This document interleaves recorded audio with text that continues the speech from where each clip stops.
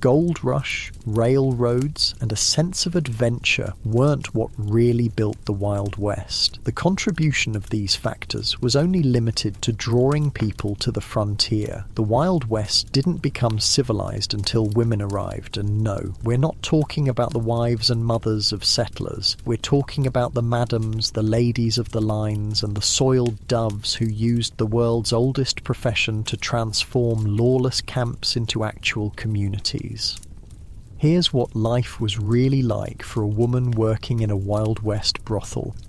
So, yeah, if these stories work for you, subscribe. And I'm curious, what time is it where you are? Comment below. Last week, someone from Canada said they listened during lunch breaks. Not judging, just wasn't expecting that. Alright, Wild West brothels tonight. But wait, are you comfortable?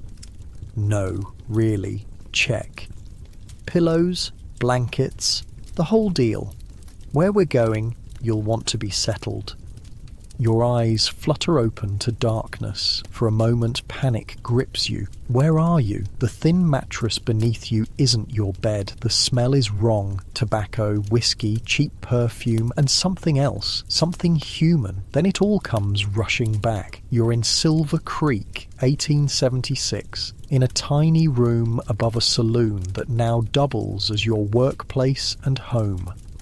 The space is hardly bigger than a closet. They call these cribs. Just enough room for a narrow bed with a worn-out straw mattress, a small washstand with a chipped porcelain basin, and a three-legged stool that wobbles when you sit on it. Your few possessions are stuffed into a trunk at the foot of the bed. Unlike your cozy bed back home, this mattress crinkles when you move. It's covered in oilcloth to make it easier to clean between clients.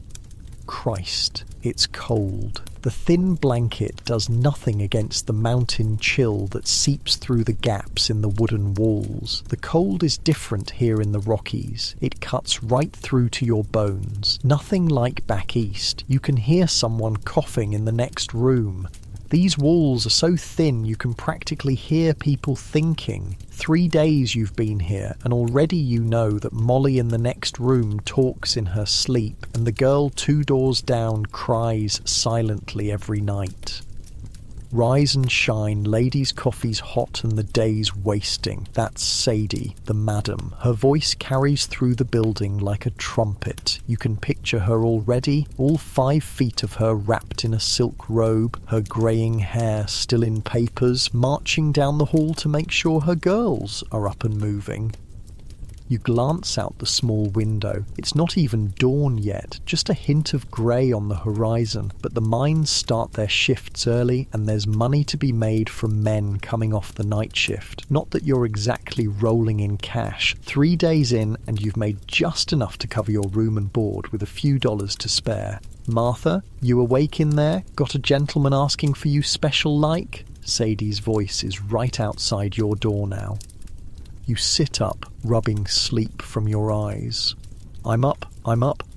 Good girl. Wash up and come down, and for God's sake put some rouge on. You look like death warmed over.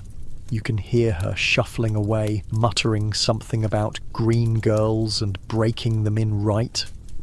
You're not actually Martha. Your real name is Eleanor Blackwood, but Sadie said Eleanor sounded too proper for this line of work, and customers like simpler names. So Martha, you became the moment you walked through her door, desperate and broke after your husband gambled away everything and then vanished in the night.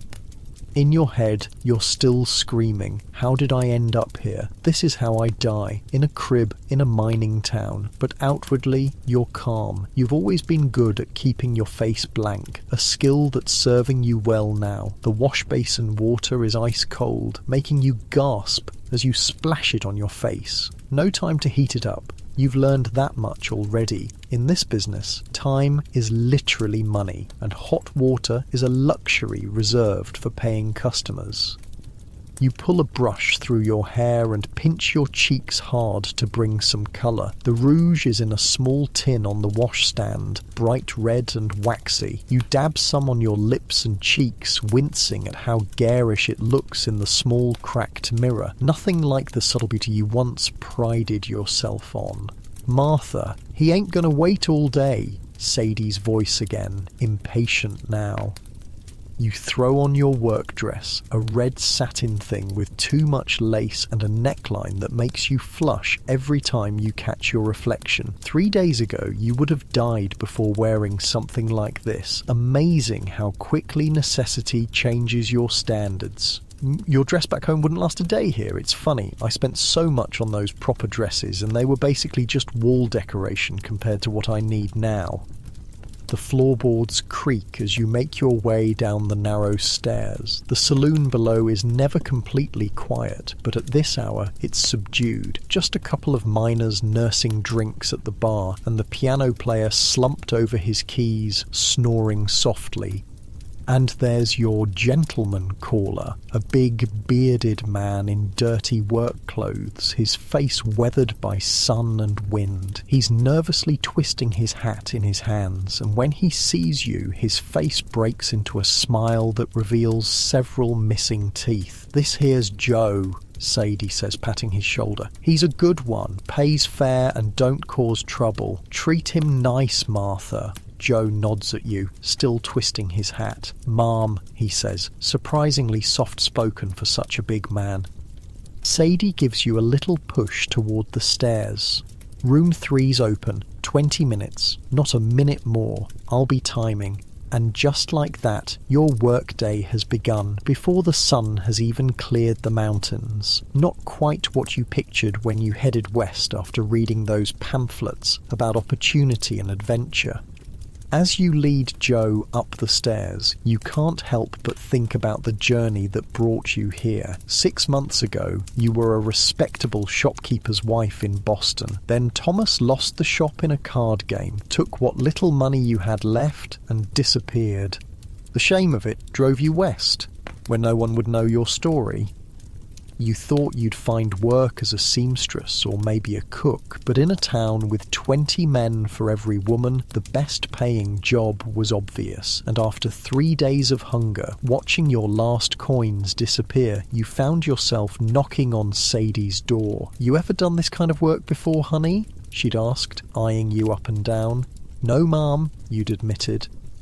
"Didn't think so." You got that look, like you still believe in fairy tales. She'd sighed then. "Well, you're pretty enough, and men like a fresh face. You can stay, but you follow my rules. No drinking on the job, no stealing from customers, no getting attached. They're not here to save you, they're here to buy what you're selling. Understand?" You'd nodded, not trusting yourself to speak. "Good. Now, first things first, we need to get you proper clothes and teach you how to paint your face. Men don't pay for plain." That first night had been the hardest. You'd cried afterward, silently in your little crib room. But by the second night, you were too tired to cry, and now, on your 4th day, you're already developing the 1,000-yard stare that all the other girls have, looking through the men rather than at them. After Joe leaves, looking considerably happier than when he arrived, you count your earnings. $2, not bad for 20 minutes of uncomfortable work. At this rate, if you're careful with your money, you might be able to save enough to get out of here in a few months. Maybe head to California or up to Oregon, somewhere with more women where you could blend in and start over. But for now, you're here, and Sadie's calling for you again. "Martha got another one for you, and bring down them sheets. Maggie's doing laundry today." You strip the bed and bundle up the sheets. The day has properly begun now, the sun peeking over the mountains, casting long shadows across the muddy main street. From your window you can see the town coming to life. Miners heading to or from their shifts, a wagon delivering goods to the general store, the blacksmith already at his forge. Silver Creek is barely a town, just one main street with a handful of businesses: the saloon, brothel, the general store, a barbershop that doubles as a dentist's office, the blacksmith, and a small hotel for travellers. There's a church being built at the edge of town, but it's been half finished for months. Priorities in a mining town are clear: pleasure before piety. You head downstairs with your bundle of sheets. The saloon is busier now, and you feel eyes following you as you cross to the back door where Maggie is already at work with the washing. "Morning, Martha," she says, not looking up from her scrubbing. "Just drop 'em in the pile there." Maggie's been here longest of all the girls, almost 40, ancient in this profession. Too old for the cribs now, she handles the cleaning, cooking, and occasionally sings when the piano player is sober enough to accompany her. She knows everything about everyone in town, and is your best source of information so far. "How'd you sleep, honey?" she asks, wringing out a sheet with surprisingly strong hands. "Not great," you admit. "It's so noisy here." She laughs at that. "Honey, you think it's noisy now? Wait till payday on Friday. This place will be jumping till dawn. You'll make good money, though. Any advice for, getting through it?" Maggie finally looks up at you, her face a map of fine lines and hard living. But her eyes are kind. "Find somewhere else in your head to go. That's what I always did. And save every penny you can. This ain't a job you can do forever." You nod, grateful for her honesty if not her optimism. "And watch out for the Barlow brothers," she adds, turning back to her washing. "They come in here acting sweet, but they get mean when they drink. Sadie won't let 'em in anymore, but they still try. Thanks for the warning. Us girls gotta look out for each other. Ain't nobody else gonna do it." That's becoming clear. In just a few days, you've seen how the women here rely on each other, sharing remedies for various ailments, warning about dangerous customers, lending clothes and cosmetics, covering for each other when someone needs a break. It's a strange sisterhood, born of necessity and shared experience. The saloon door bangs open, and a man in a suit walks in, clearly not a miner or cowboy. He has a badge pinned to his vest, the sheriff. "Morning, Sheriff Parker," Sadie calls from behind the bar, her voice sweet as honey. "Coffee?" "Not today, Sadie," he says, looking around the room with a disapproving frown. "Just making my rounds. Remind your girls to come in for their health checks tomorrow. Doc Wilson's orders." "Already on my calendar," Sadie assures him. "My girls are clean as whistles. You know that." The sheriff's eyes land on you, and you feel yourself shrink under his gaze. "New girl?" he asks Sadie, though he's still looking at you. "This is Martha, just arrived from back east, and yes, she'll be at the docks tomorrow with the rest." He tips his hat to you, but there's no warmth in the gesture. "Ma'am?" You nod back, not sure what to say. The whole exchange feels strange, like you're a piece of livestock being inspected. After he leaves, you turn to Maggie. "What was that about? Health checks?" "Sheriff makes us all see the doctor once a month," she explains, still scrubbing, checking for diseases and such. Town law. They fine Sadie if any of us miss it. And if someone has something, then they can't work till they're cleared. That's why Sadie's strict about men using rubbers. She nods toward a drawer behind the bar. Keeps 'em right there. French letters, she calls 'em. Costs the men extra, but it's that or no business. You feel a flush of relief at this news. You'd been worried about diseases. You'd heard stories about what happened to women in this profession. At least Sadie runs a careful establishment. The day progresses in a blur of men coming and going. Some are kind, some are rough, all are lonely in their way. You stop counting after the fifth, focusing instead on the money accumulating in the small pouch Sadie gave you. "Keep it close," she'd warned. "Men will steal it if they can. I take a 50% cut. That's for room and board and protection. The rest is yours." Protection. That became clear when a drunk cowboy got too rough with one of the girls and Sadie appeared with a shotgun, ending the situation instantly. The man left without argument and Sadie helped the girl, Daisy, clean up her split lip. "No man touches my girls without permission," she'd said firmly. "That's the rule." By midday, you're exhausted but have earned more money than you would in a week of honest work back east. That's the devil's bargain of this life. Good money for work that costs pieces of your soul. You're sitting at the bar, nursing a cup of coffee laced with whiskey. Sadie's recommendation for getting through the day when the door opens again. This time it's a woman who enters, dressed in a plain, practical dress, her hair pulled back severely, a Bible clutched in her hands. The saloon goes quiet. Everyone knows what's coming. "Mrs. Holcomb," Sadie says, her voice noticeably cooler. "What brings you to our establishment? Looking for your husband, perhaps?" Several of the men chuckle at this, but Mrs. Holcomb isn't amused. She draws herself up, looking down her nose at Sadie despite being several inches shorter. "I've come to speak to these poor, lost women," she announces, "to offer them a path to redemption before it's too late." Sadie sighs dramatically. "We've been through this, Evelyn. My girls aren't interested in your redemption. They're working women making an honest living." "Honest?" Mrs. Holcomb nearly chokes on the word. "There is nothing honest about selling one's virtue for money."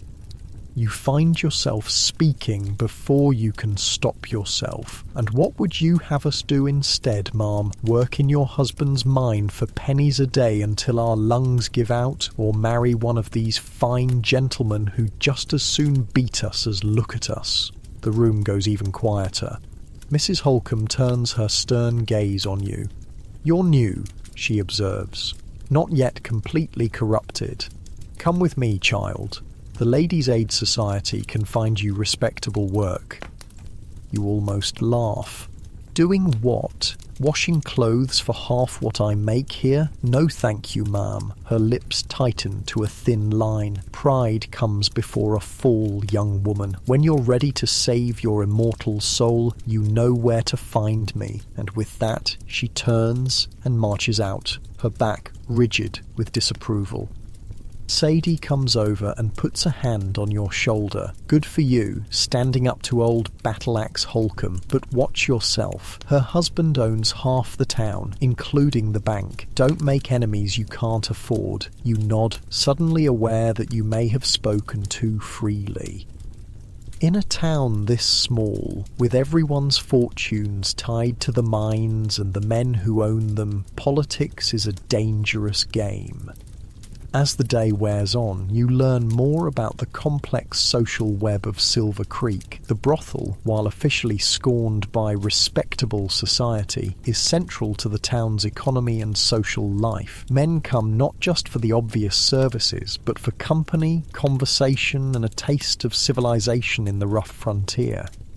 You watch Sadie navigate this complicated position with impressive skill, keeping the peace with the sheriff, managing difficult customers, protecting her girls while still running a profitable business. She's harsh at times, but fair, and in a world where women have few options and fewer rights, she's carved out a kingdom of sorts. By late afternoon, you've earned enough to take a break. Your body aches and your painted smile feels like it might crack your face. You retreat to your tiny room, washing up with water you heated on the stove downstairs. There's a small crack in the wall between your room and Molly's. Through it, you can hear her crying softly. You tap gently on the wall. "Molly, you all right?" The crying stops abruptly. "I'm fine," comes her muffled reply. "Just thinking about home."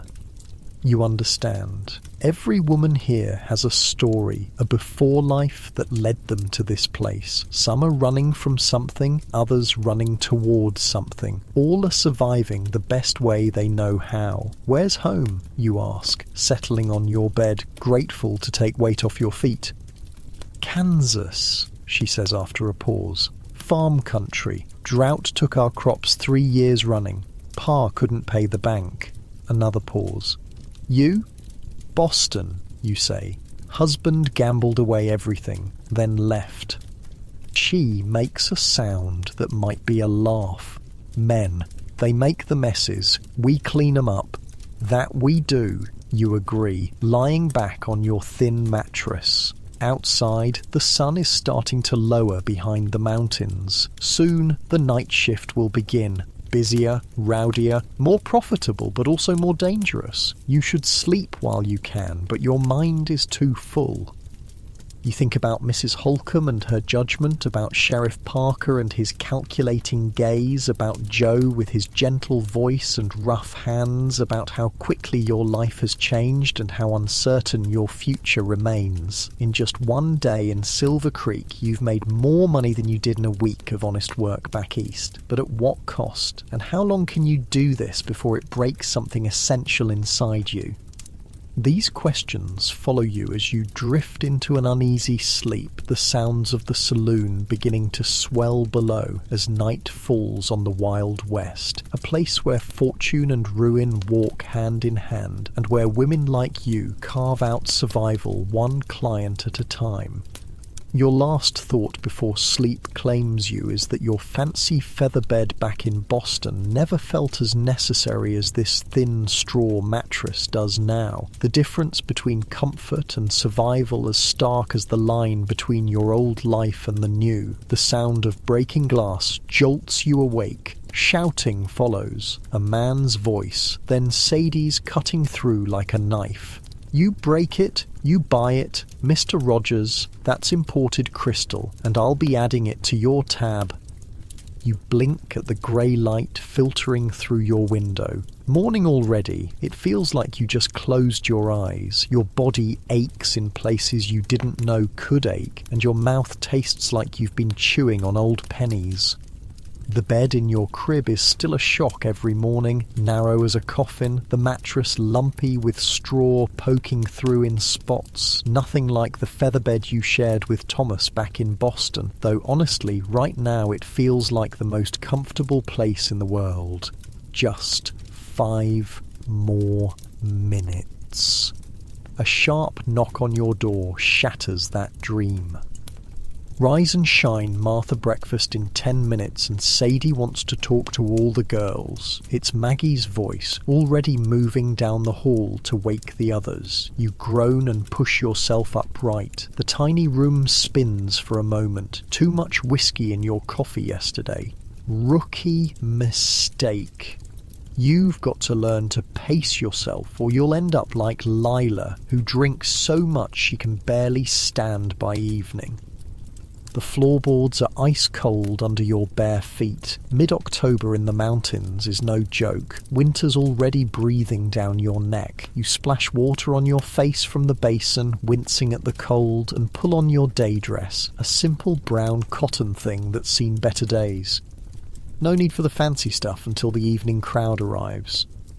Downstairs, the saloon is in that strange, bleary state between the last stragglers of the night and the first customers of the day. A man sleeps with his head on one of the tables, snoring softly. The bartender, Jim, is sweeping up broken glass while Sadie tallies numbers in her ledger at the bar. "Morning, sunshine," Sadie says without looking up. "Sleep well?" "Like the dead," you mumble, making your way to the coffee pot on the stove. The rich smell is the only good thing about this hour.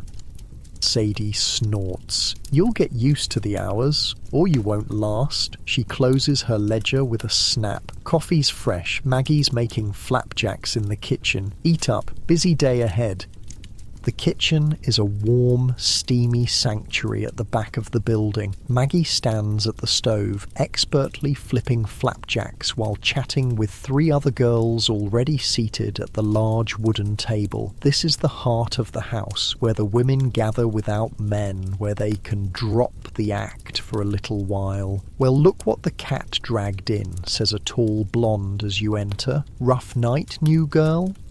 "Leave her be, Charlotte," Maggie says, sliding a plate of flapjacks onto the table. "We were all green once." Charlotte shrugs, but there's no real malice in her eyes. Just saying she looks like she got run over by the stagecoach. You pour yourself coffee from the pot on the stove and join them at the table. "Thanks for the compliment. Exactly the boost I needed this morning." That gets a laugh from the other girls. The redhead next to Charlotte introduces herself as Daisy, and the quiet brunette is Pearl. You've seen them around but haven't really talked yet. Don't mind Charlotte, Daisy says, passing you the molasses. She's just sore because Judge Wilson's wife caught him leaving here yesterday. Charlotte rolls her eyes. That man swore he'd leave her. Been promising for a year now. And you believed him? Pearl speaks for the first time, her voice surprisingly deep. Men will say anything between the sheets. Ain't that the truth? Maggie agrees, sitting down with her own plate. First rule of this business, honey. Don't believe a word they say, especially the sweet ones. You nod, pouring molasses over your flapjacks. The food here is surprisingly good. Maggie used to cook for a logging camp before she came to Silver Creek, and she keeps everyone well fed.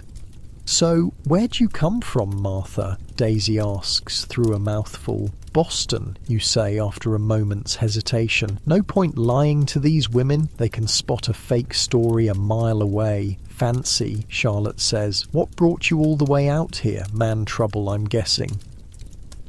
Husband gambled away everything, then disappeared. The words come easier now, like you're talking about someone else's life. The women nod. They've heard this story before, or ones like it. Mine drank himself to death, Pearl offers quietly. Left me with 3 kids and a mountain of debt. Where are your children now? You ask, before you can stop yourself. Pearl's face clouds. With my sister in Denver. I send money when I can. She looks down at her plate. They think I'm a seamstress. An uncomfortable silence falls. You've touched on something painful, clearly, but before you can apologise, Sadie sweeps into the kitchen. Ladies, listen up. We've got a big day ahead. The mining company's paying out wages, which means the boys will be flush. I want this place spotless, and I want you all looking your best. She eyes each of you critically. Martha, you're with me after breakfast. Need to teach you a few things. After the last bite of flapjack, you follow Sadie upstairs to her private quarters at the end of the hall. Unlike the cramped cribs where you all sleep, her room is spacious and well furnished. A large 4-poster bed with actual sheets, a dressing table with a proper mirror, a small sitting area with 2 upholstered chairs, and a bookshelf filled with ledgers and a few novels. Sit, she orders, pointing to one of the chairs while she rummages in a cabinet. She returns with a wooden box which she sets on the small table between the chairs. First things first, she says, opening the box to reveal an array of small bottles, tins and packets. Protection. This business will kill you quick if you're not careful. She holds up a small rubber item. French letter. Make sure every man wears one. No exceptions, no matter what they offer to pay. Some will try to take it off when you're not looking, so check and don't let them turn you around so you can't see what they're doing. Next comes a tin of powder. Douche powder. Use it after every customer, no matter what. Mix with warm water. There's always some on the stove downstairs. A small brown bottle. Laudanum. For when the monthly pains come, or if you're having trouble sleeping. But be careful. Too many girls get too fond of it. I've seen it ruin more women than men ever did. Another bottle, smaller and darker. This is for emergencies only. If you think you might be in trouble, late. It'll take care of it, but it'll make you sick as a dog for a few days. Come to me first if you're worried. Don't try to handle it yourself. The business-like way she discusses these intimate matters makes them seem less frightening somehow. This is just another trade with its tools and techniques. Now, she continues, closing the box. Let's talk about the business side. You've got the basics down, 50% to me for room, board and protection. That's better than most houses. Some take 60 or even 70. You keep track of your own money. I suggest finding a good hiding place, not in your room where customers can find it. Where do you suggest, you ask? She smiles slightly. I keep a safe in my room. You can leave money with me if you want. I keep honest books. She taps one of the ledgers on her shelf. But some girls don't trust anyone. Up to you. You think about it. Sadie seems fair, if hard, and she clearly runs a tight ship. I'd like to use your safe, if that's all right. She nods, seemingly pleased with your decision. Smart girl. Now let's talk about classes of customers. You're new, so you'll get mostly the regular working men. Miners, cowboys, labourers. They're usually quick and not too complicated. As you build a reputation, you might get higher class clients, businessmen, mine owners, even the occasional government man passing through. She leans forward, her voice serious. The higher the class, the more particular they are, but they also pay better and sometimes give gifts. Treat them special, remember their names and what they like. That's how you build regulars. How much should I charge? It feels strange discussing the price of your body like it's a yard of fabric or a pound of flour. Standard rate for basics is $2 for working men, $5 for businessmen. Anything special or that takes longer, you charge more. Use your judgment, but don't undercut the other girls. We've got standards to maintain. The coldly practical nature of the conversation is almost a relief. This isn't about shame or sin or any of the things Mrs. Holcomb would preach about. It's just business.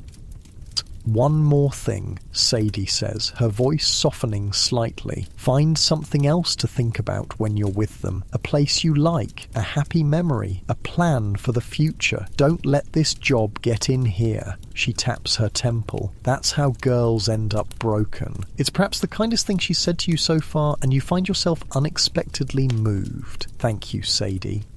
She waves your thanks away, businesslike again. Just practical advice. Now let's talk about your appearance. You're pretty enough, but you need to learn how to enhance it properly. The next hour is a crash course in the art of the painted lady. How to apply rouge to make your cheeks glow without looking feverish. How to darken your lashes with burned cork mixed with petroleum jelly. How to outline your lips to make them look fuller.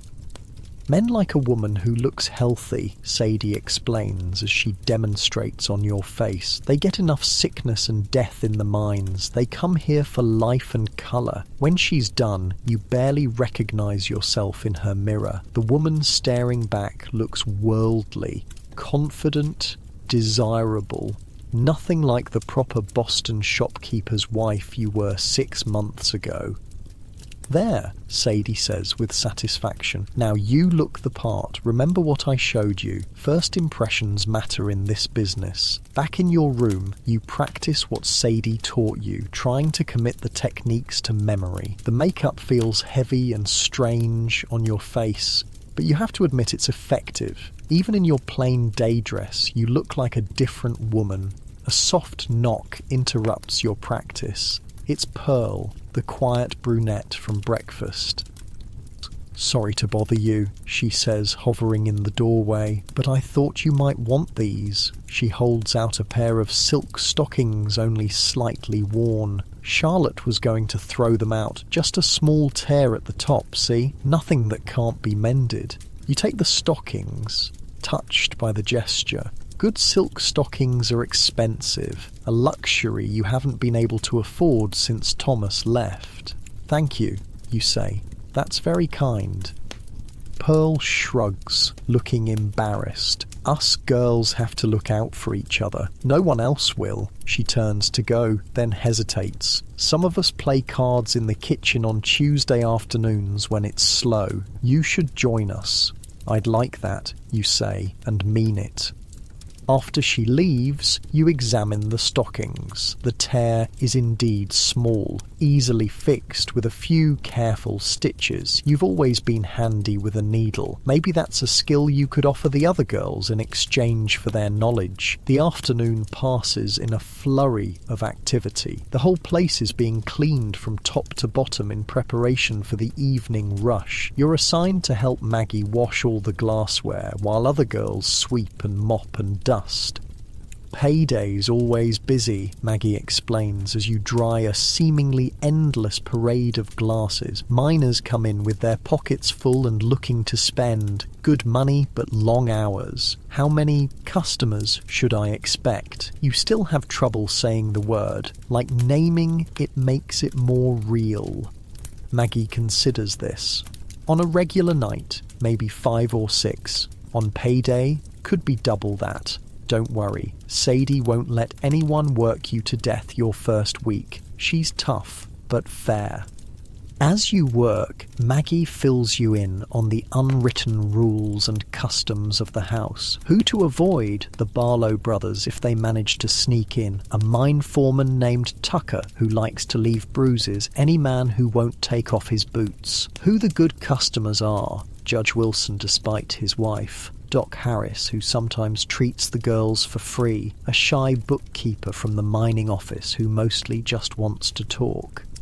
The best times to take breaks, between 3 and 4 in the afternoon, early morning before the night shift miners come in, where to hide extra money, sewed into a mattress, in a hollowed-out Bible, under a loose floorboard.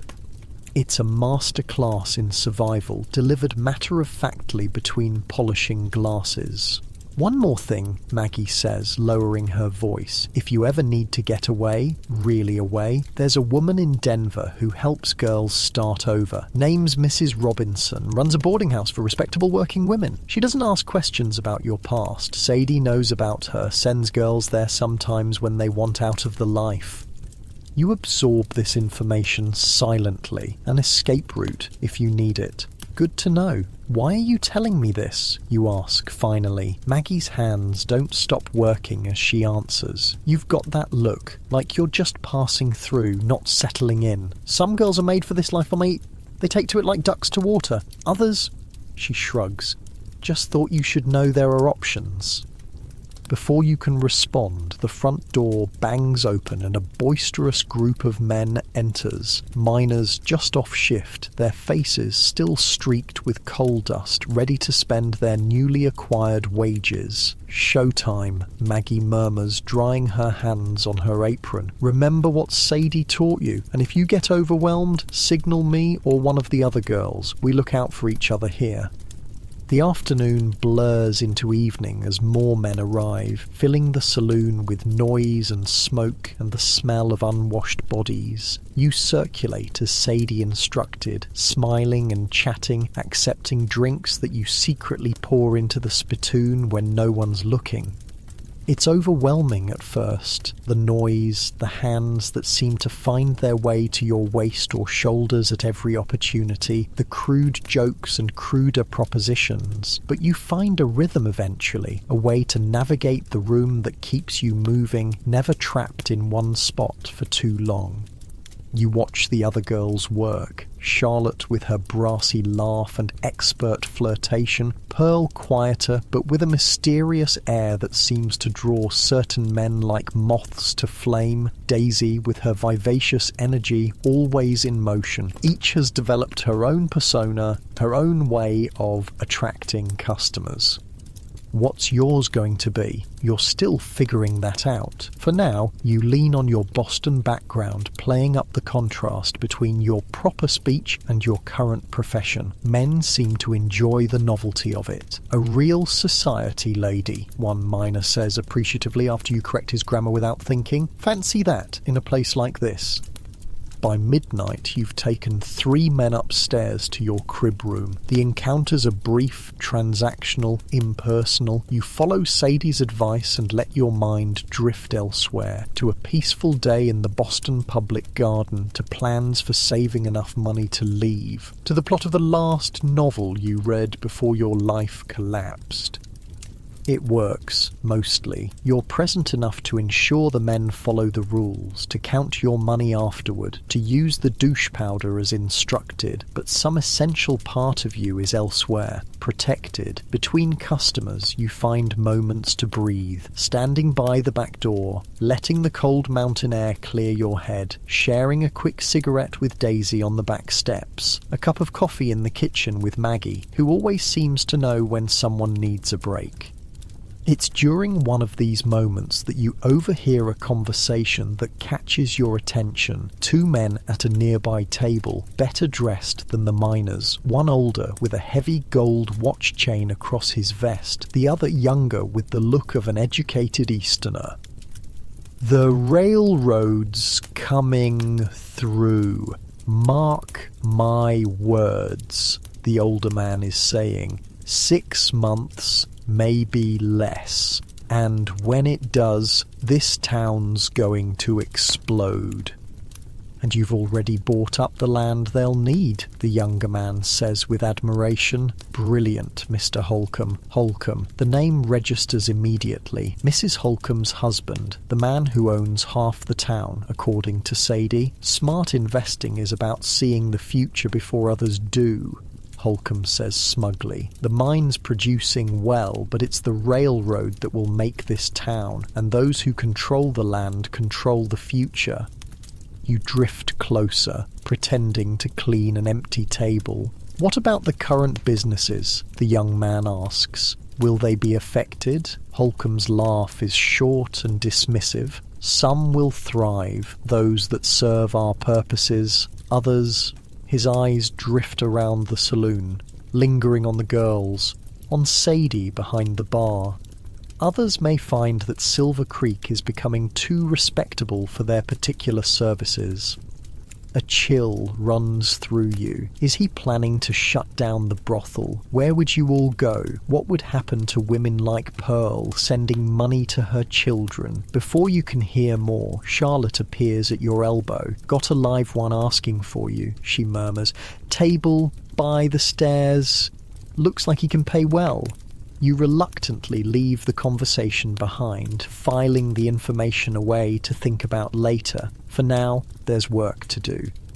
The man at the table is indeed well dressed. A travelling salesman, you guess from his polished appearance and sample case beside his chair. He introduces himself as Mr. Barrett, in town selling mining equipment. "Pleasure to meet you, Martha," he says, his smile revealing expensive dental work. "May I buy you a drink?" And so the dance begins again. But as you flirt and laugh and eventually lead him upstairs, your mind keeps returning to what you overheard. Change is coming to Silver Creek, the kind of change that might eliminate the only steady work available to women like you and your newfound sisters in this rough-edged town at the edge of civilization. You've barely begun to find your footing in this new world, and already it might be crumbling beneath you. Such is life in the Wild West, always uncertain, always balanced on the knife's edge between opportunity and ruin. As you close your door behind Mr. Barrett, you wonder what Sadie would say if you told her what you'd heard. Would she have a plan?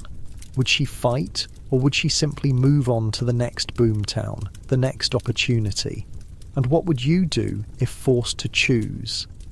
Questions for tomorrow. For now, there's only the next customer, the next dollar, the next step in learning how to survive in a world far harsher than the one you left behind. 3 weeks in Silver Creek, and you're already developing routines. The unfamiliar has become familiar with alarming speed.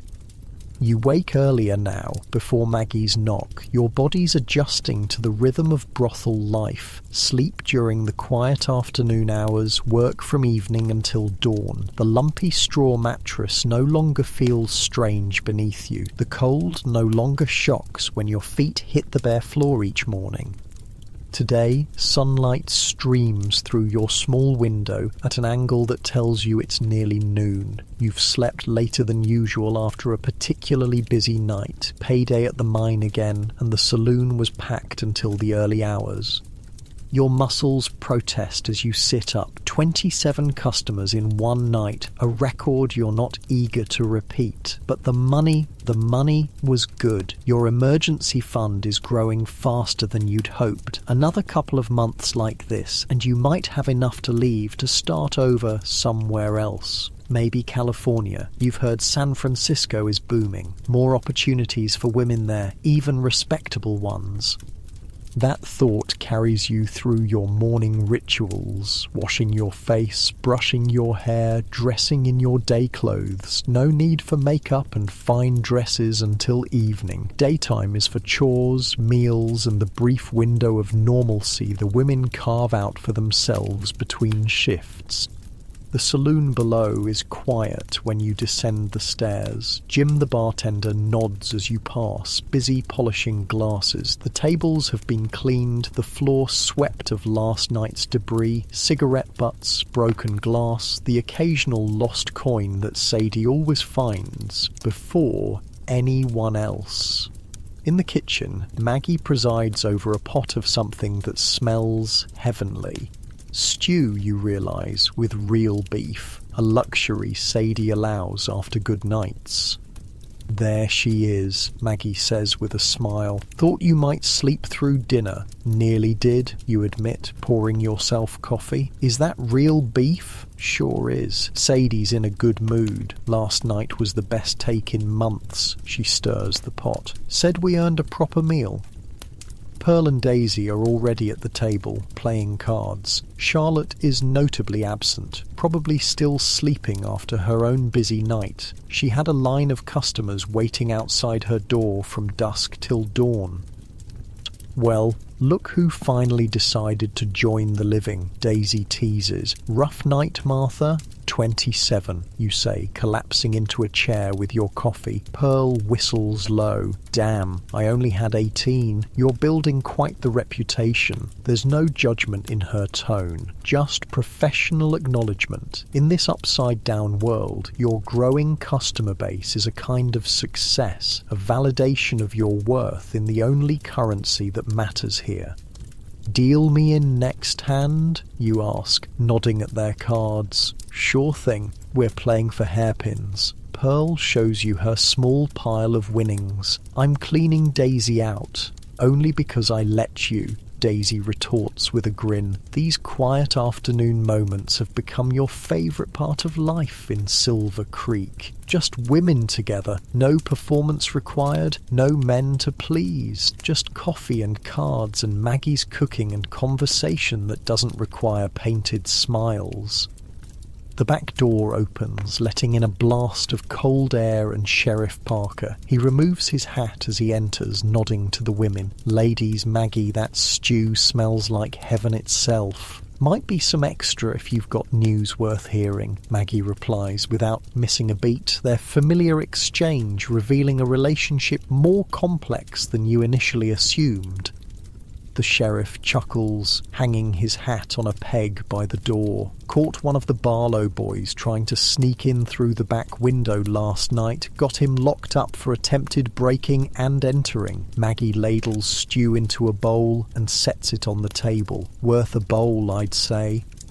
You watch this interaction with fascination. The relationship between law enforcement and the brothel is clearly more nuanced than you'd expected. There's an understanding here, an equilibrium maintained through mutual benefit. The sheriff sits, nodding thanks for the food. His eyes land on you. Miss Martha, settling in all right? Yes, sir. You reply, still unsure how to interact with him. Is he friend or foe? Protector or threat? Good, good. Sadie runs a clean house. Follow her rules, you'll do fine. He takes a bite of stew, closing his eyes briefly in appreciation. Where's Miss Charlotte today? Still sleeping, Pearl answers. Busy night. The sheriff nods, unsurprised. I need to speak with Sadie. She around? Office, Maggie says, joining you at the table with her own bowl. Everything all right? Something passes across the sheriff's face. Concern, maybe. Just some news from county. Nothing for you ladies to worry about, but his tone suggests otherwise, and you exchange glances with Pearl. Something's happening. After finishing his stew with compliments to Maggie, Sheriff Parker disappears into Sadie's small office at the back of the saloon. The door closes firmly behind him. What do you think that's about? You ask quietly. Maggie shrugs, but her expression is troubled. Could be anything. New taxes, complaints from the church ladies, maybe news about the railroad. The railroad? Daisy perks up. Is it really coming through? That's the rumour, Pearl says. Mr. Holcomb's been buying up land all around town. Charlotte heard from Judge Wilson that the survey team's already been through. You remember the conversation you overheard between Holcomb and the young Easterner? I heard Holcomb talking about making the town more respectable. You think he's planning to push Sadie out? The women exchange concerned looks. It's Pearl who finally speaks, her voice low. Wouldn't be the first time. Happened in Denver after the big silver strike. Once the money men moved in with their wives and fancy notions, they pushed all the cribs and dance halls out to the edge of town. Some got shut down completely. Could be nothing, Maggie says, but she doesn't sound convinced. Sheriff would tell us if there was real trouble coming. Would he? You ask, genuinely curious. The sheriff seems friendly enough, but his loyalty is ultimately to the law and the powers that control the town. Before anyone can answer, Sadie's office door opens. Sheriff Parker emerges, looking grim, followed by Sadie herself. Her face gives nothing away, but there's tension in her shoulders you've learned to recognize. "Ladies," she says briskly, "change of plans for today. We need to do a bit of community outreach." Maggie raises an eyebrow. What kind of outreach? The miners' families over in Shantytown had some trouble last night. Cave-in at the South Shaft. 3 men trapped, 1 dead already. Sadie's voice is matter-of-fact, but her eyes are hard. Their relief fund is empty after that influenza outbreak last month. Sheriff says there are children going hungry while they wait to see if their daddies are coming home. A sombre mood settles over the kitchen. Mining accidents are common enough, but no less tragic for their frequency. "What are we doing?" Pearl asks quietly. "We're sending food, blankets, and money." Sadie looks at each of you, and we're delivering it ourselves. This clearly surprises everyone, you included. The women of the brothel generally stay within their own territory during daylight hours, avoiding the judgmental stares of the town's respectable citizens. "Ourselves," Daisy echoes, "but Mrs. Holcomb and her church ladies are too busy planning their harvest festival to bother with miners' wives," Sadie finishes for her. "Besides, those families' money ends up in our pockets eventually. Least we can do is give some back when they need it." There's something in her tone that brooks no argument. This isn't just charity, it's strategy. You're beginning to understand that in Silver Creek everything is about maintaining a delicate balance of power and goodwill. Maggie, pack up that stew and whatever bread we can spare. Girls, get your warmest shawls, it's cold out there, and each of you $10 from your earnings for the relief fund. $10 is a significant sum, almost 2 days' earnings for most of you, but no one protests. There's an unspoken understanding that this is part of your duty to the strange, symbiotic community you belong to. An hour later, you find yourself walking through the muddy streets of Silver Creek with Sadie, Pearl, and Charlotte, finally roused from bed for the occasion. Daisy has stayed behind with Maggie to prepare more food for the evening. Each of you carries something. You have a pot of stew, Pearl a stack of blankets, Charlotte a basket of bread. Sadie leads the way, head high, ignoring the stares and whispers that follow your unusual procession. Shantytown lies just beyond the edge of Silver Creek proper, a collection of hastily constructed shacks and tents where the miners and their families live. The contrast between these humble dwellings and the increasingly substantial buildings of the main town is stark. Even the saloon, for all its rough edges, is a palace compared to these shelters. Outside one of the larger shacks, a group of women and children have gathered. Their faces are drawn with worry and hunger. A woman in a faded dress stands slightly apart, clearly in charge. She steps forward as your group approaches. "Miss Sadie," she greets, her voice neither friendly nor hostile, simply resigned. "Sheriff Parker said you might be coming." "Mrs. Collins," Sadie nods respectfully. "We heard about the cave-in, brought some food and necessities for the families." Mrs. Collins studies your group for a long moment, her eyes lingering on your faces, recognition dawning. You resist the urge to look away. Finally, she nods. "That's Christian of you," she says, though her tone suggests she finds the description ironic. "The children haven't eaten since yesterday." "We brought stew, bread and blankets," Sadie says, "gesturing for you all to set down your burdens. And this," she pulls out a small pouch that jingles with coins, "for the relief fund, $40. Mrs. Collins's eyes widen slightly. It's a substantial sum, more than a month's wages for most miners. "That's very generous," she says, clearly surprised. "It's practical," Sadie corrects her. "Your men spend their money in my establishment. If they can't work, we all suffer." The blunt assessment seems to ease something in Mrs. Collins. This is a transaction she can understand, not charity that demands gratitude. "Well, regardless of your reasons, the children will eat tonight. That's what matters." She takes the pouch and calls to the waiting families. "Come on then, there's food." What follows is a scene unlike anything you expected when you woke this afternoon. The women of Shantytown, miners' wives, many of whom probably curse their husbands for spending hard-earned money at your establishment, line up with their children for the food you've brought. There's little conversation, just nods of acknowledgement, occasionally a murmured, "Thank you." The children are less reserved. They grab pieces of bread with grubby hands, slurp stew noisily, and stare openly at your group. One little girl with tangled blonde hair tugs at your skirt. "Are you really one of the fancy ladies from the saloon?" she asks, eyes wide with curiosity. You feel your cheeks warm. Becky." Her mother appears, mortified. "I'm sorry, miss. She doesn't know what she's saying."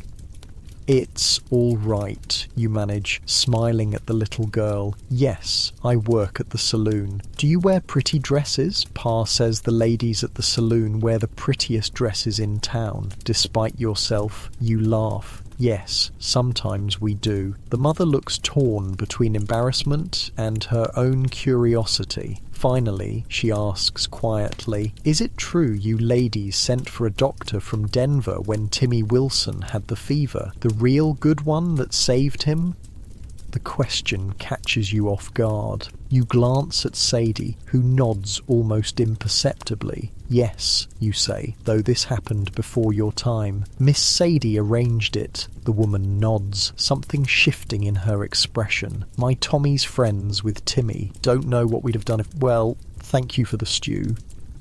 She leads her daughter away, leaving you with a strange feeling. It's the first time since arriving in Silver Creek that someone outside the brothel has looked at you with something other than desire or contempt. As the food is distributed, you notice Sadie deep in conversation with Mrs. Collins and two other women. Their heads are bent together, their expressions serious. It doesn't look like charity talk. It looks like business.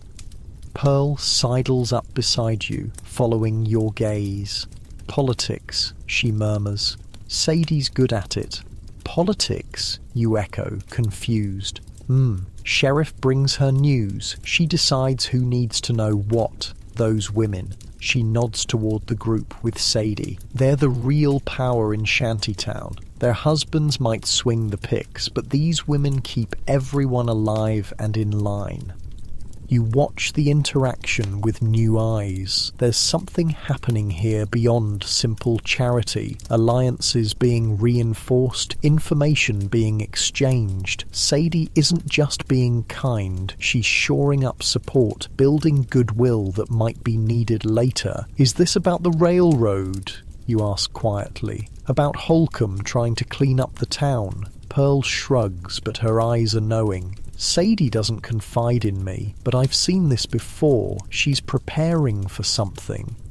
On the walk back to the saloon, you find yourself beside Sadie. The other women have gone ahead, eager to get out of the cold. That wasn't just about feeding hungry children, was it? You ask, your breath fogging in the air.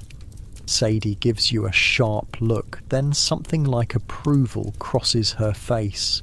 You notice things. Good. She's quiet for a moment, then, Silver Creek is changing. Money's coming in with the mine doing well, and the railroad will bring more. Men like Holcomb see opportunity. To push us out, to remake the town in their image, respectable, civilized. Her mouth twists on the words. Never mind that we were here first. Never mind that their precious civilization is built on our backs and other parts. The bitterness in her voice surprises you. Sadie usually maintains a pragmatic, emotionless demeanour. What can we do? She glances at you. We? Planning to stay around that long? Boston? You flush, caught out. I don't know, but while I'm here, I'd rather not be run out of town. Sadie nods, satisfied with your answer. Smart. Well, first rule of frontier survival. Know who your friends are. Those women back there, their husbands vote. They talk to their husbands. When the town council meets to discuss new ordinances about where businesses of ill repute can operate, those votes matter. But the miners don't have the money or power that Holcomb has. No, but they have numbers, and they have needs that Holcomb and his kind pretend not to share. She smiles grimly. Besides, we have friends they don't expect. The sheriff, Doc Harris, even Judge Wilson, though he'd never admit it publicly. Men who understand that towns like Silver Creek need women like us to function. You walk in silence for a moment, absorbing this. The politics of a frontier town are more complex than you'd imagined, and Sadie is clearly a more sophisticated player than her rough manner suggests. Why are you telling me this? You finally ask. Sadie stops, turning to face you fully. Because you're not like the others. You're watching, thinking, planning. I recognize the type. Her eyes are shrewd, assessing. Girls like Daisy and Charlotte, they live in the moment. Pearl's focused on her kids. But you've got one foot out the door already. I respect that. Just wanted you to understand what you're part of while you're here. You're not sure how to respond to this unexpected insight. It's unsettling to be so transparent to her. I'm just trying to survive, you say finally. Sadie laughs, a short, genuine sound. Aren't we all? But there's surviving, and then there's thriving. Big difference. She resumes walking. Think about it, Boston. You've got brains. Might be ways to use them that don't involve spreading your legs 27 times a night. The crude assessment makes you wince, but there's something like a compliment buried in there. Before you can respond, you've reached the saloon. The evening customers are already beginning to arrive, and your strange afternoon interlude in Shantytown recedes as the familiar rhythm of the night shift begins. But as you change into your work clothes, the red satin with too much lace that no longer feels strange against your skin, you find yourself thinking about Sadie's words, about politics and power in this rough-edged town, about surviving versus thriving.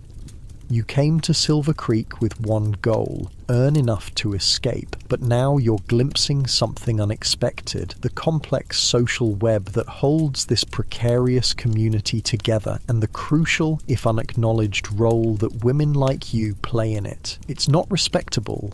It's not the life you were raised for, but there's a kind of power here, hidden beneath the surface. Power that even proper Mrs. Holcomb, for all her moral certainty, doesn't possess. As you pin up your hair and apply rouge to your cheeks with practiced movements, you wonder, what could you do with that power, even temporarily? What difference could you make in this small corner of the Wild West before you leave it behind? Questions without answers, at least for now. Night has fallen on Silver Creek, and there's work to be done. You're getting good at faking sleep, eyes closed, breathing slow and even while your mind races. It's a survival skill in this place, stealing moments of stillness while appearing unavailable for work. 6 weeks in Silver Creek and the novelty has thoroughly worn off. Your body aches constantly. No matter how much you wash, you can't seem to get truly clean. Sleep comes in fractured chunks between customers or during the slow afternoon hours. But the money is good. Your hiding place, a hollowed out space beneath a loose floorboard under your bed, is filling with carefully folded bills. Not just survival money anymore, but escape money, future money. A knock at your door breaks your counterfeit rest. You recognize Sadie's sharp, efficient rap. "I know you're awake in there, Boston. Got a job for you." You sigh and sit up, abandoning the pretense. Coming. The afternoon light slanting through your window tells you it's around 3, the quietest time in the saloon. Most customers are at work and the night crowd hasn't arrived yet. Usually a good time to actually sleep, not just pretend to. You splash water on your face, smooth your hair, and open the door. Sadie stands there with an expectant look and a stack of papers in her hand. "Need your help with the books," she says without preamble. "Maggie says you've got education." This catches you off guard. You've never mentioned your schooling to anyone here, though you suppose your manner of speaking gives away more than you realized. Some, you admit cautiously, basic arithmetic, reading, writing. Good enough. Come on. You follow her to her office, curious. The small room behind the saloon is Sadie's private domain. Part bedroom, part office, the place where she keeps the business running. A desk covered in ledgers and papers occupies one corner, a small bed the other. A pot-bellied stove provides warmth, making this the coziest room in the building. "Sit," she orders, pointing to a chair beside the desk. "Sheriff's coming tomorrow for the monthly inspection and fee collection. Need to make sure our books are in order." Fee collection? You settle into the chair as Sadie drops the stack of papers in front of you. 10% of our profits goes to the town council for public health and safety, she explains, making quotation marks in the air. Official term for looking the other way. Been that way since Silver Creek Incorporated 3 years ago. That's legal? Sadie snorts. Legal enough. Keeps us operating without harassment. Provides the town with funds they don't have to account for to the territorial government. Everyone wins. She taps the ledger. Problem is, I'm behind on the record keeping. Too busy with all this railroad business. Need you to match these receipts to the entries. Make sure everything balances. You open the ledger, oddly comforted by the neat columns of figures. This is familiar territory. Your father's store had similar books, which he taught you to manage before you were 16, before he died and left everything to your brother, who promptly sold the business to fund his own ventures.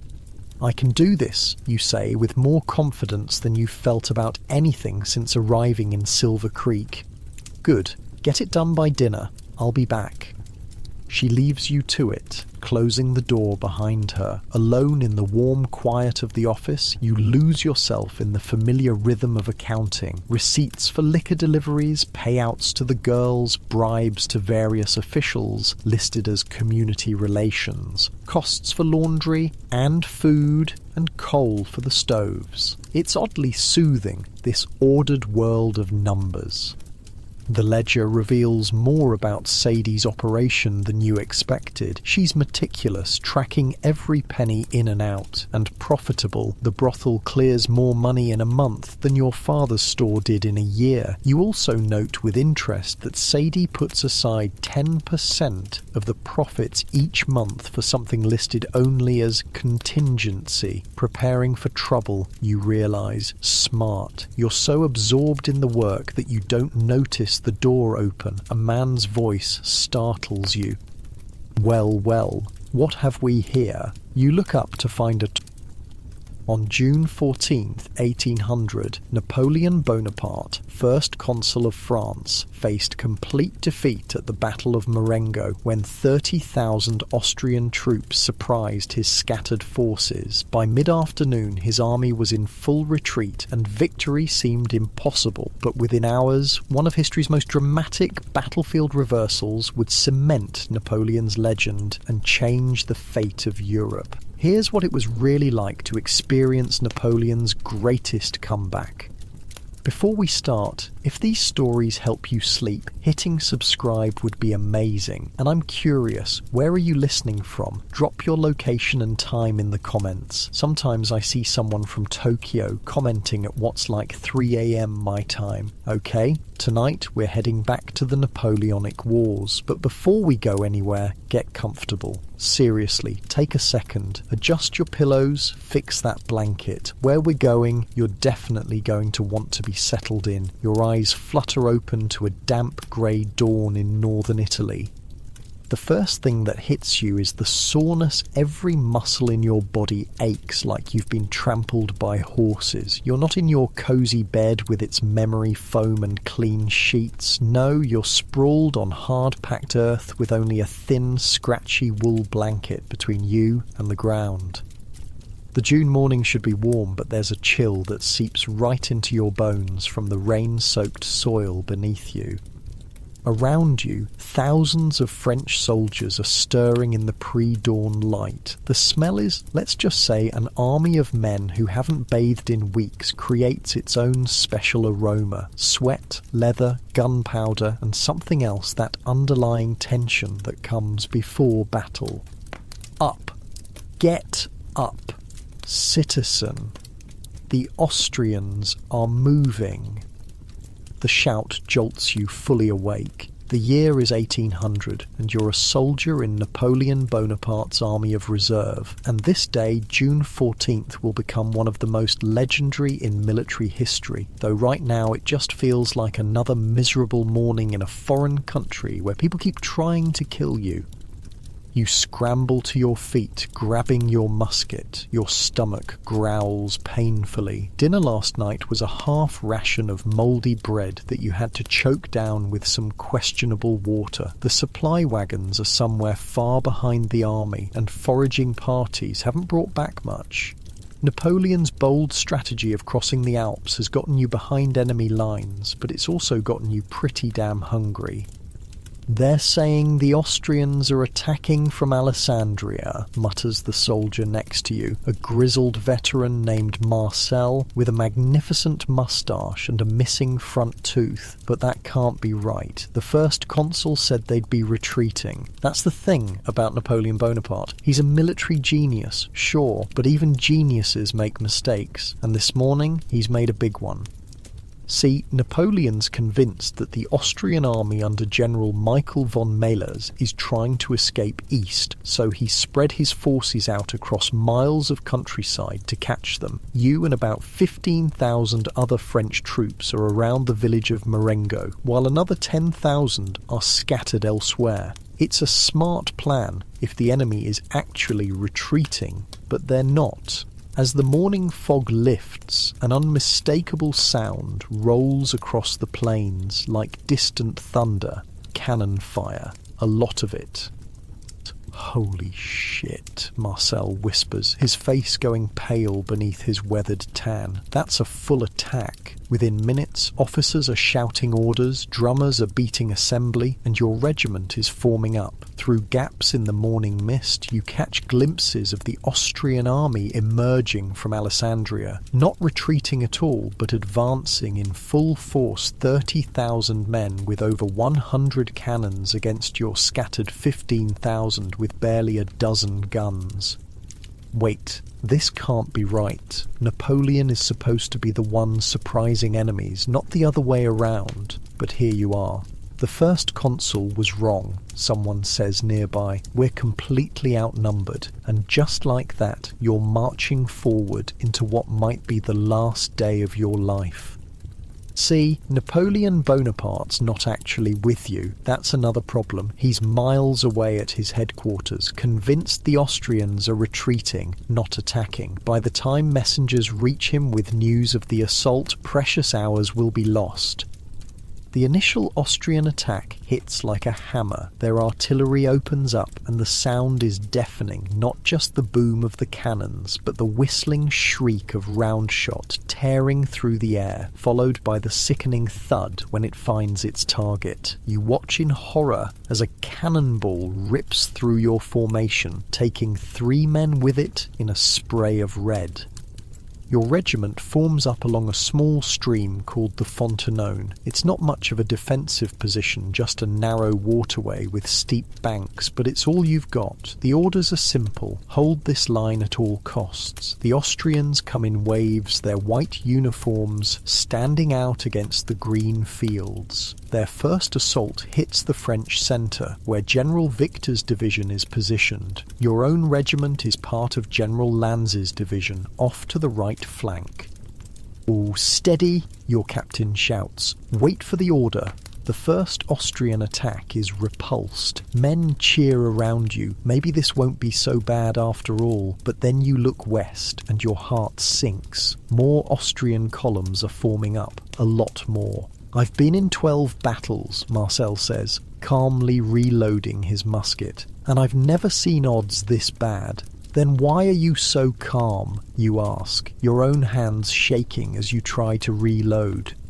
He shrugs. "If today's my day, it's my day. Besides, I've seen the little corporal pull off miracles before." The little corporal, that's what veterans like Marcel call Napoleon, a nickname from his early days as a young artillery officer. But right now, the little corporal is nowhere to be seen and his soldiers are in serious trouble. The second Austrian attack is stronger than the first. They've brought up more artillery, and the French line along the Fontenone is being pounded mercilessly. The air fills with smoke so thick you can barely see 20 paces ahead. The roar of gunfire becomes continuous, not individual shots, but a rolling thunder of muskets and cannon. Time loses meaning in battle. Minutes stretch like hours. Hours compress into moments. The fighting along the Fontenone continues throughout the morning, attack after attack. The stream's water runs red in places. The bodies pile up on both banks. By noon, the situation is dire. The Austrians have found a gap north of your position and are threatening to outflank the entire French line. General Victor's division in the centre is running dangerously low on ammunition. Some units have completely run out, reduced to using their muskets as clubs or throwing stones. Then the worst happens. The Austrian weight of numbers finally tells. Their 30,000 men and 100 guns against the French, 16,000 men and 15 guns is simply too much. First one French regiment breaks, then another. The retreat begins, and once it starts, it's hard to stop. Your captain shouts for an orderly withdrawal, but there's nothing orderly about what follows. The French line collapses, and suddenly you're running eastward across those same fields you defended all morning. Austrian cavalry appears, charging into the retreating French infantry. Men who stop to make a stand are cut down. "Stay together," Marcel shouts over the chaos. "If we scatter, we're dead." Your regiment manages to maintain some cohesion as it falls back, fighting a desperate rearguard action. But all around you, the French army is disintegrating. By 3 in the afternoon, the battle seems utterly lost. The French have been driven back almost a mile from their original positions, leaving behind their dead, their wounded, and most of their artillery. This is what defeat looks like. Complete, catastrophic defeat. And somewhere in the middle of all this chaos, a messenger finally reaches Napoleon Bonaparte with the news that his army is fighting for its life. The story goes that when Napoleon heard the distant sound of cannon fire that morning, he dismissed it. Just a reconnaissance in force, he supposedly said. Even Napoleon Bonaparte, first consul of France and arguably the greatest military mind of his generation, could make a colossal misjudgment.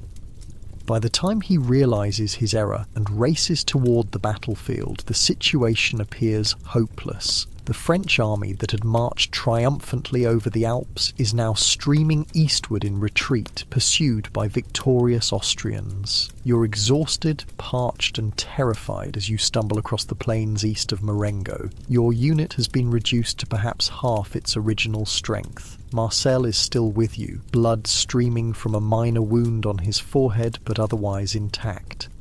"This is it," someone nearby says. "The campaign is over. We'll be lucky to make it back to France alive." The retreat continues throughout the early afternoon. The Austrian pursuit, thankfully, isn't particularly aggressive. General Melas, the 70-year-old Austrian commander, believes he's won a decisive victory. So confident is he in his triumph that he returns to Alessandria to write his victory dispatch, leaving his chief of staff, General Zach, to handle the pursuit. It's a decision that will go down as one of the worst in military history. Around 5 o'clock, as your shattered regiment reaches the village of San Giuliano, something unexpected happens. Fresh troops appear on the road, French troops, marching westward toward the sound of battle, not away from it. "Who are they?" you ask, staring in disbelief. Marcel squints, then breaks into a gap-toothed grin. "That's Desai's division. They've come back."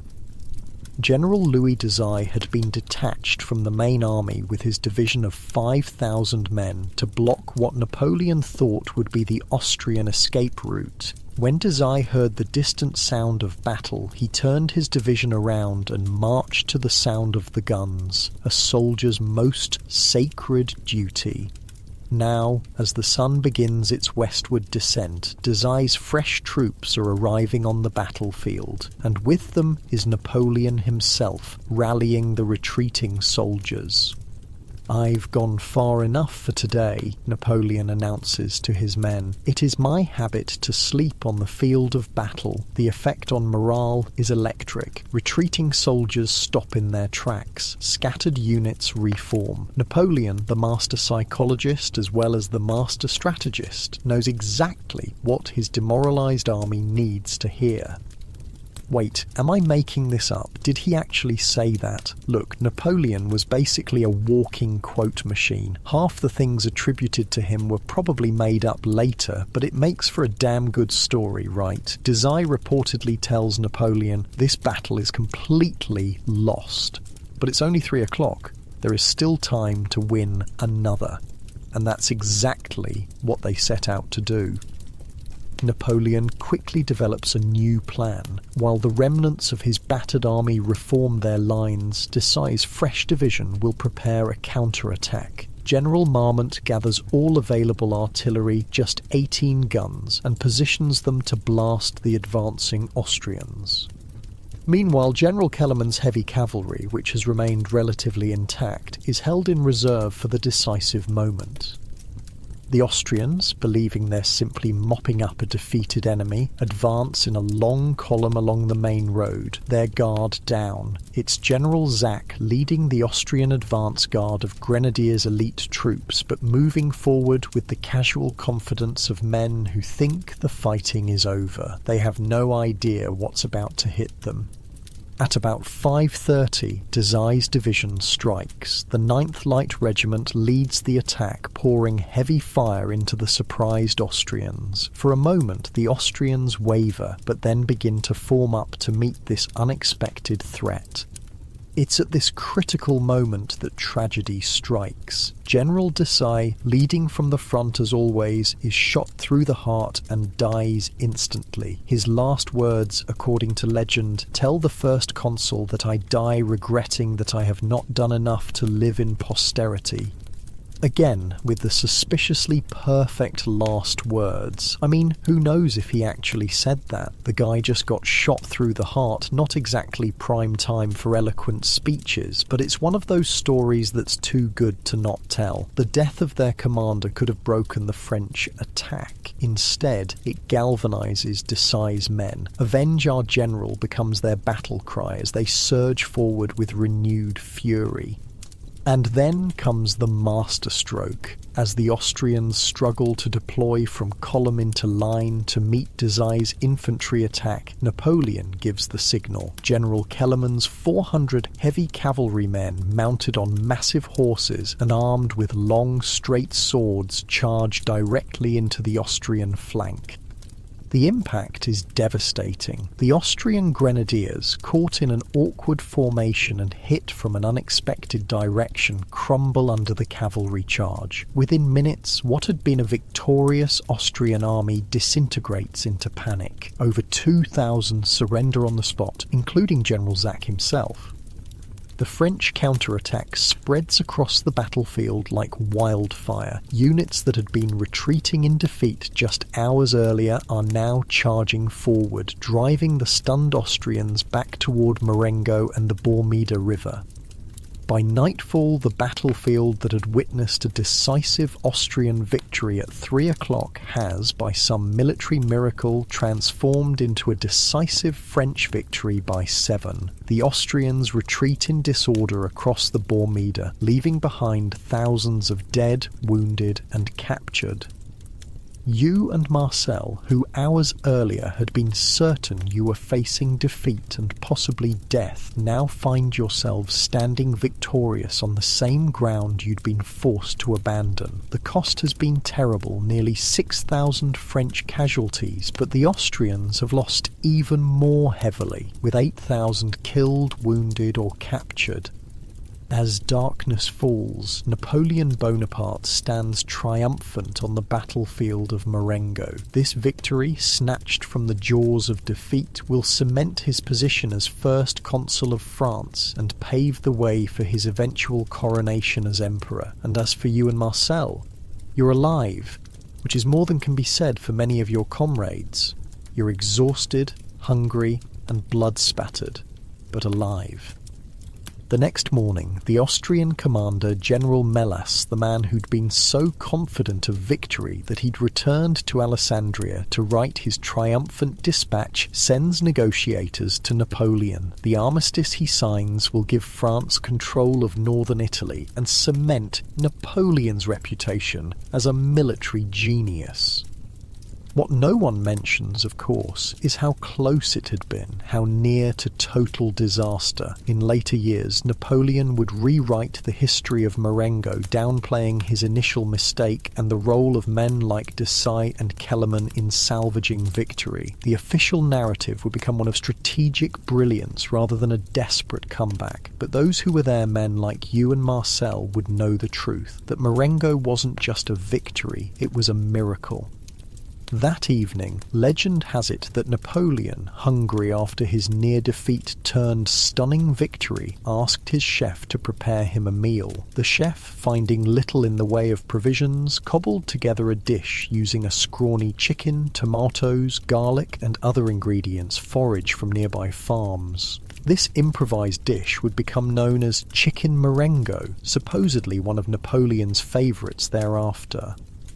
Like many good stories, it's probably not entirely true. Napoleon's chef at the time, a man named Dunand, wasn't even with him at Marengo, and tomatoes weren't common in northern Italian cuisine of the period. But again, why let facts get in the way of a good story? As you sit by a campfire that night, sharing a meagre meal with Marcel and the other survivors, the magnitude of what you've just lived through begins to sink in. You've witnessed one of history's most dramatic battlefield reversals, a defeat transformed into victory through a combination of leadership, courage, and simple luck. The little corporal pulled it off again, Marcel says, gnawing on a piece of bread. Don't know how he does it. But you were there. You saw how close it came to disaster, and you can't help but wonder how many more miracles can one man's luck provide? How many more times can defeat be turned to victory? For now, though, you're simply grateful to be alive as you stretch out on the hard ground, your body aching from the day's exertions. As you drift towards sleep, the sounds of the army settling down for the night surround you, so different from the peaceful quiet of your bedroom back home. Unlike your comfortable modern bed with its soft pillows and warm blankets, tonight you'll sleep on Italian soil beneath the stars, with only a thin blanket between you and the earth. But you'll sleep as victors, not as defeated men, and sometimes that makes all the difference. The morning after Marengo is strangely quiet. Dawn breaks over a landscape transformed by violence. Yesterday, these fields outside Alessandria were green with summer crops. Now they're churned to mud and stained dark with blood. The air carries the metallic tang of gunpowder mixed with something worse, the beginning of decay, as thousands of bodies lie where they fell. You're one of the lucky ones. You survived. Your regiment took heavy casualties, almost 40%, but you and your friend Marcel made it through with nothing worse than exhaustion and a few scrapes. As you pick your way through the battlefield, helping to collect the wounded, the reality of yesterday's miracle victory sinks in. The French soldiers around you move with the hollow-eyed 1,000-yard stare that comes after cheating death. Nobody's celebrating. There's too much work to do, too many friends to bury. This is the part they never tell you about in the recruiting speeches, Marcel mutters, helping you carry a wounded man to the field hospital, really just a collection of tents where overworked surgeons labour non-stop, their aprons so soaked with blood they look like butchers. The day after glory. The wounded man between you whimpers as you jolt over uneven ground. He can't be more than 16, a drummer boy caught by Austrian grape shot. His left leg is a mangled mess below the knee. He'll lose the leg, Marcel says quietly, making sure the boy can't hear. If he's lucky, that's all he'll lose. Death doesn't always come quickly on the battlefield. Sometimes it lingers for days as infection sets in. You've seen it before, the slow spread of putrefaction, the fever, the delirium, men begging for water, then begging for death.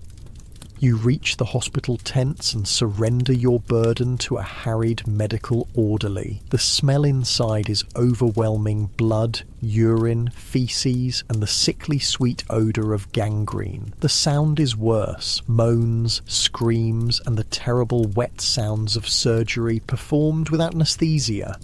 "Come on," Marcel says, pulling you away. "Nothing more we can do here." As you walk back toward your regiment's position, you pass a different kind of tent, larger, with guards posted outside. The Emperor's tent. Not that he's Emperor yet. In 1800, Napoleon Bonaparte is still just the first consul of France, technically one of 3 men sharing power. But everyone knows who's really in charge. They say he slept on the battlefield last night, Marcel tells you, just like he promised. You believe that? You ask. Marcel snorts. Maybe, maybe not, but the men believe it, and that's what matters. That's Napoleon's genius. He knows exactly what his soldiers need to hear, what stories will fire their imagination and loyalty. Whether he actually slept on the hard ground or retired to a comfortable bed in a requisitioned villa doesn't matter. The legend is what counts. And speaking of legends, as you pass the command tent, the flap opens and out steps the man himself. It's your first close look at Napoleon Bonaparte, and he's smaller than you expected, not the tiny figure of later British propaganda, but certainly not imposing, maybe 5'6", with a pale complexion and dark hair cut short in the Roman style. But his eyes, there's something in those grey-blue eyes that makes you straighten automatically, like a schoolboy caught slouching. He's surrounded by a cluster of officers in brilliant uniforms, a stark contrast to his own simple green coat of a colonel of the Chasseurs à Cheval, his favourite regiment of the Consular Guard. While his generals gleam with gold braid and decorations, Napoleon's only ornament is a small tricolour cockade on his plain bicorn hat. He pauses, surveying the battlefield with those penetrating eyes. Then he notices you and Marcel, two common soldiers frozen in mid-step. "From which regiment?" he asks directly, his voice higher than you'd imagined, his accent still carrying traces of his Corsican origins. Marcel snaps to attention. "The 9th Light, Citizen First Consul, Lanz's division. The 9th? You fought well yesterday." Napoleon's gaze moves between you. "Were you present for the final attack?" "Yes, Citizen First Consul," Marcel answers. "We were retreating with the rest when General Desai arrived. We turned and fought." A shadow crosses Napoleon's face at the mention of Desai, a great man. France has lost one of her finest sons. There's genuine emotion in his voice. You've heard that Napoleon and Desai were close friends, comrades from the Egyptian campaign of 1798. Now Desai lies dead, another body cooling on the field of Marengo. "How is the morale in your unit?" Napoleon asks, shifting topics abruptly.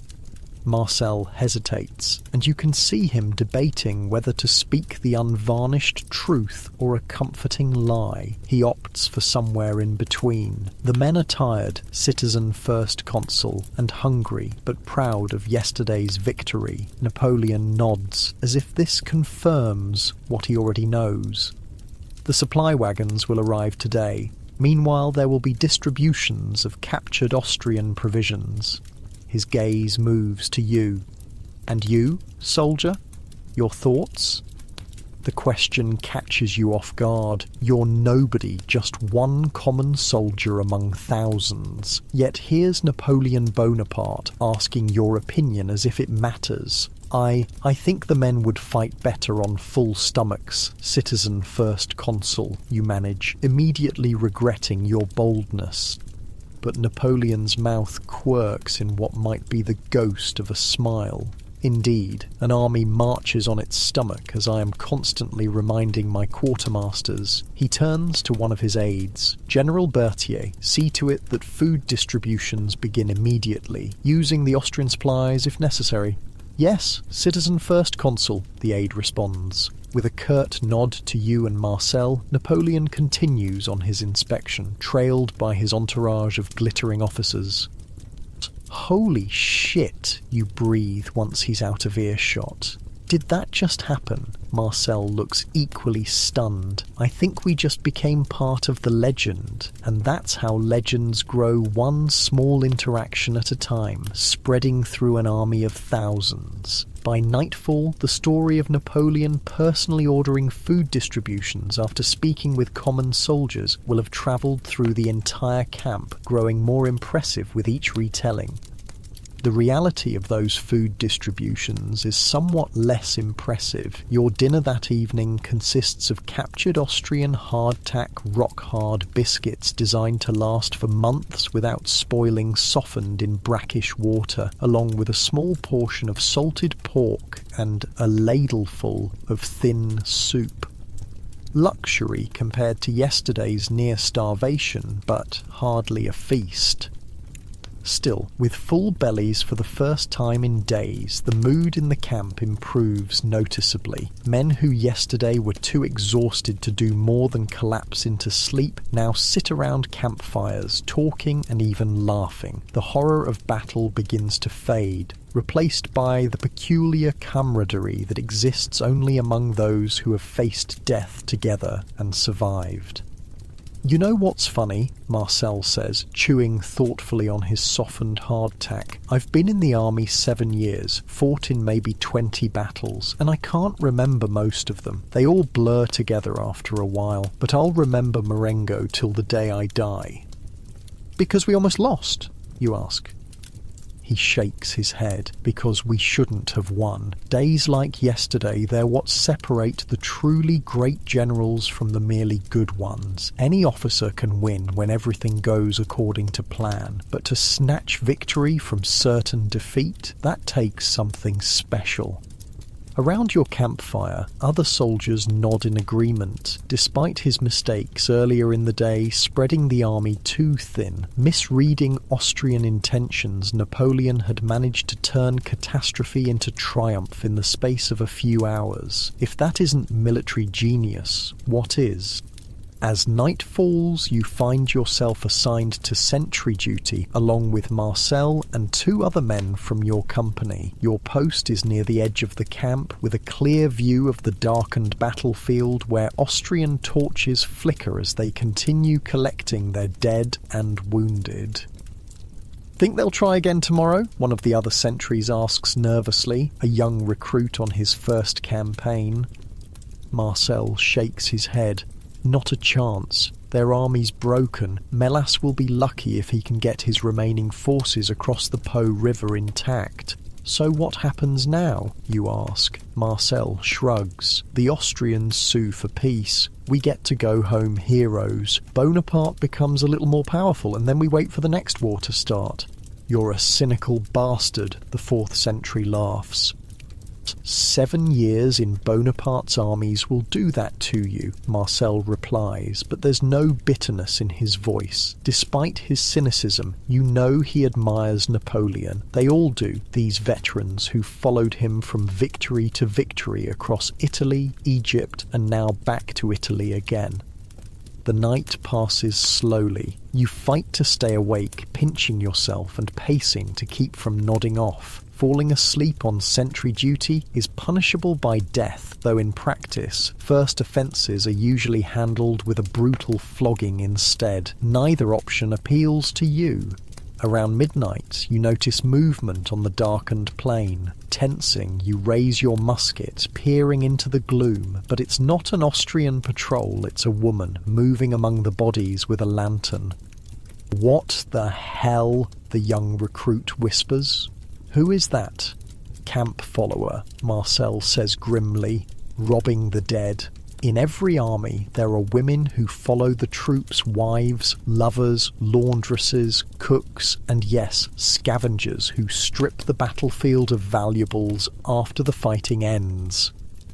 It's a grim business, but a profitable one. "Shouldn't we stop her?" you ask. Marcel shrugs. "Why? The dead have no use for coins or rings, and she's probably got children to feed." It's another harsh reality of war that the romantic paintings and heroic poems never mention the desperate ecosystem that springs up around armies. For every soldier in Napoleon's forces, there's at least one civilian whose livelihood depends on the military machine. Sutlers selling food and drink, women washing clothes and tending the sick, craftsmen repairing equipment, and less savoury characters providing gambling, prostitution and other vices. Dawn arrives with a thin drizzle that turns the churned earth to mud. Your sentry duty over, you trudge back to your regiment's position, looking forward to a few hours of sleep before whatever tasks the day brings. But as you approach the camp, you notice unusual activity, officers shouting orders, men forming into columns, supply wagons being loaded. "What's happening?" you ask a passing sergeant. "We're moving out," he answers. "First consul's orders. The whole army's heading east." "East? But the Austrians retreated west." The sergeant gives you a look that suggests he's questioning your intelligence. "We're not chasing them, you idiot. We're going to Milan. Word is Bonaparte's negotiating an armistice, but he wants to do it from a position of strength. That means securing northern Italy." This is classic Napoleon never resting, always pushing forward, using momentum to multiply the impact of victory. While other generals might have paused to rest their troops after a battle like Marengo, Bonaparte is already thinking 3 moves ahead, positioning his forces to maximize political leverage. Within hours, the entire French army is on the move, leaving behind burial details to inter the dead of both sides. The rain continues, turning the roads to muddy tracks that suck at your boots with every step. The march is miserable, cold, wet, exhausting, but at least you're alive to suffer through it, which is more than can be said for the thousands left behind in the fields of Marengo. Marcel walks beside you, somehow maintaining his usual stoic expression despite the discomfort. "You know what's strange?" he says after several miles of silent trudging. "This campaign's lasted barely a month, but it feels like a year." He's right. It's hard to believe that just weeks ago you were part of the army of reserve assembling at Dijon in eastern France. From there you'd marched to Geneva, then undertaken the gruelling crossing of the Alps via the Great St. Bernard Pass, a feat that military historians would later rank alongside Hannibal's famous crossing 2,000 years earlier. The reality of that crossing had been far less romantic than Jacques-Louis David would later paint it. No rearing charger for Napoleon, who actually rode a sure-footed mule, no dramatic cape billowing in mountain winds, just thousands of men struggling up narrow paths, dragging artillery pieces disassembled and carried in hollowed-out tree trunks, losing fingers to frostbite and comrades to avalanches. After descending into Italy, you'd fought a series of small but sharp engagements as Napoleon manoeuvred to cut the Austrian supply lines. Then came Marengo itself, the battle that had nearly ended in disaster before becoming Bonaparte's latest miracle. And now you're marching again, eastward toward Milan, the capital of Lombardy and the political prize of the campaign. Your feet hurt, your uniform chafes where it's soaked through, and your empty stomach reminds you that the promised supply wagons still haven't fully caught up with the army. But the column's mood is surprisingly upbeat. Victory has a way of making discomfort more bearable. Men sing as they march old revolutionary songs mostly, with a few bawdier tavern tunes mixed in. Officers who might normally crack down on such informality let it pass. After Marengo, the army has earned some latitude. 3 days later, you reach Milan. The city welcomes the French army as liberators, at least officially. Civic leaders who only weeks earlier had pledged loyalty to Austria now proclaim their eternal devotion to France and First Consul Bonaparte. Flags are raised, speeches made, victory parades organised. For common soldiers like you, the city's welcome translates to more practical benefits. Real beds in requisitioned housing, decent food, and brief liberty to explore the city's taverns, cafes, and other entertainments. Now this, Marcel says, leaning back in a chair at a small cafe near Milan's magnificent cathedral, is how military campaigns should end. You have to agree. After weeks of hard marching, inadequate rations, and the terror of battle, civilization feels like an impossible luxury. The coffee in your cup is hot and strong, the bread on your plate is fresh, and for the first time in memory, you don't smell of sweat, mud, and gunpowder, having taken advantage of actual bathing facilities at your billet. Enjoy it while it lasts, Marcel advises, taking an appreciative sip of local wine. We'll be marching again before you know it. You think so? I heard the Austrians are negotiating. Marcel nods. They are, but signing papers doesn't mean the war's over. They're still fighting in Germany, and even if peace comes tomorrow, Bonaparte will find another war soon enough. He always does. There's no judgment in Marcel's voice, just the pragmatic assessment of a career soldier who has learned not to hope for long periods of peace. Napoleon's France is a nation perpetually at war, either with foreign enemies or its own counter-revolutionary factions. For men like Marcel, peace would mean unemployment at best, half-pay retirement at worst. As if to punctuate his point, a breathless young officer appears at your table, clearly searching for men from your regiment. "You two, 9th Light?" he demands. Marcel straightens. "Yes, Lieutenant." "Report to headquarters immediately. Fatigue detail." So much for your afternoon of leisure. Within the hour, you and Marcel are part of a working party unloading supply wagons in the courtyard of the Palazzo Reale, Milan's royal palace and Napoleon's temporary headquarters. As you labour, the palace buzzes with activity. Couriers come and go, bearing dispatches from other French armies and responses to Austrian peace overtures. Staff officers hurry between meetings, arms full of maps and documents. It's the nerve centre of an empire in the making, though in 1800 few would have predicted how far Napoleon's ambitions would eventually reach. Through an open window you catch glimpses of the man himself working at a desk piled high with papers. Unlike his subordinates who seem harried and exhausted, Napoleon appears energized, moving from task to task with relentless focus. They say he needs only 4 hours of sleep per night, an inhuman schedule that leaves more time for the business of war and governance. "He never stops, does he?" you murmur to Marcel as you haul another crate of supplies.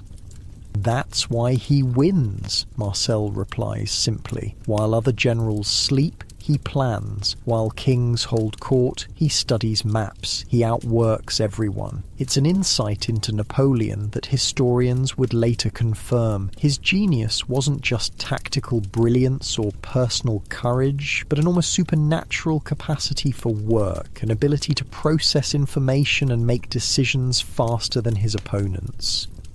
The fatigue detail lasts well into evening. By the time you're dismissed, night has fallen over Milan, and all thoughts of enjoying the city's pleasures have been replaced by the simple desire for sleep. You stumble back to your billet, a small room shared with Marcel and 3 other soldiers in a requisitioned townhouse, and collapse onto your straw mattress without even removing your boots. For once, sleep comes easily, without the nightmares that often followed battle. Perhaps it's simple exhaustion, or perhaps it's the knowledge that, for now at least, you're safe. The Austrians are in retreat, peace negotiations are underway, and you've survived another campaign under the banner of the most successful general in Europe. As consciousness fades, your thoughts drift to Napoleon, still working by candlelight in his palace office while his soldiers sleep. What visions drive him? What ambitions keep him awake while others rest? What will he lead France to next? Those are questions for tomorrow. Tonight, you sleep the sleep of the victorious, deep and dreamless, and mercifully far from the bloodied fields of Marengo. A week passes in Milan. The rhythm of military occupation settles into something almost resembling normal life. Your regiment is assigned to guard duty at various points throughout the city. Mundane work compared to the terror and glory of battle, but nobody's complaining. Guard duty means regular meals, dry beds, and a distinct lack of people trying to kill you. After Marengo, such simple comforts feel like luxury. Today you're posted outside the Palazzo Serbelloni, a magnificent aristocratic residence where high-level negotiations between French and Austrian representatives are taking place. The Austrians have sent Count Joseph von Neipperg to hammer out armistice terms with Napoleon's chief of staff, General Alexandre Berthier. "Stand up straight," Marcel hisses as a group of officers approaches the palace entrance. That's Berthier himself. You stiffen to attention as General Berthier passes, trailed by aides carrying map cases and document folios. He barely glances at you and Marcel, just 2 more anonymous soldiers among thousands. "Think they'll reach an agreement today?" you ask once the officers are inside. Marcel shrugs. They will eventually. The Austrians don't have much choice after Marengo. It's just a question of how many concessions Bonaparte squeezes out of them. And then we go home? Marcel gives you a pitying look. Maybe you do, if your enlistment's up. The rest of us go wherever Bonaparte points next. The doors open again, and this time it's the Austrian delegation arriving, sombre men in white uniforms with green facings, their faces carefully blank as they pass between French guards. You notice they still wear their sidearms, a diplomatic courtesy that acknowledges their status as negotiators rather than prisoners. "That's Nyperg," Marcel says quietly, nodding toward a tall, distinguished-looking Austrian. "They say he's sleeping with Napoleon's wife back in Paris." "What?" You nearly drop your musket in shock. "How would you even know that?" "Rumours. The army runs on 'em. Probably not true, but makes for good gossip." Ironically, while the rumour about Josephine and Nyperg in 1800 was false, history would take a strange turn. Years later, after Napoleon divorced Josephine and married Marie-Louise of Austria, Nyperg would indeed become Marie-Louise's lover and eventually her husband after Napoleon's final defeat. But that's the future. For now, Count Nyperg is just a defeated Austrian trying to salvage what he can from negotiations with the victorious French.